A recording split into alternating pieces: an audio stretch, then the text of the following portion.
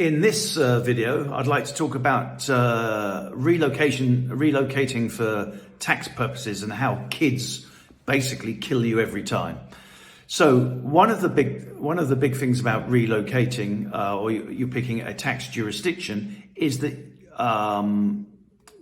in that jurisdiction, once you're there for more than between 179 and 183 days, you also automatically trigger becoming a tax resident of that country and paying tax.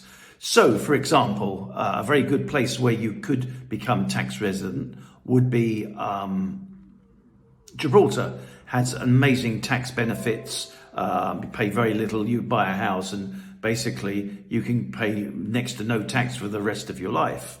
However, the minute you step outside of Gibraltar and you become resident. So if you're a UK resident, it could even be 90 days in the UK. But the minute you spend 6 months in more than one place, you become a tax resident of that country, and it invalidates the situation that you had in Gibraltar to start with. And in essence, you probably need to be completely tax-free to get around this. You need to be probably tax resident in Gibraltar. Then you could live in Spain for 5 months.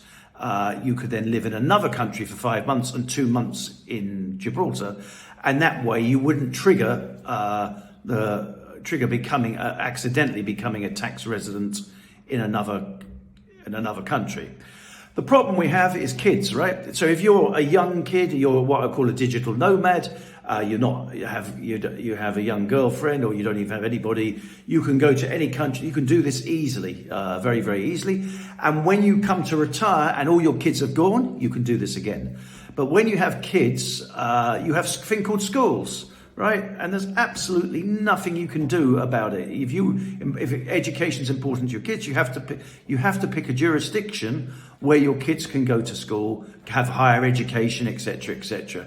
And you automatically you become a tax resident of that country, because clearly, while they're at school, it over exceeds 179 days. And as I said, it's one of those things. Kids are beautiful and lovely, but when you have kids, that's one of the problems. The kids, as I say, kill you every time. I have an amazing 4-year-old going on 5, and that's one of the drawbacks of having a beautiful kid. But on that happy note, if you're interested in discussing this further and the points this raised, because it is actually a serious subject, feel free to reach out to me. Thanks very much. Bye.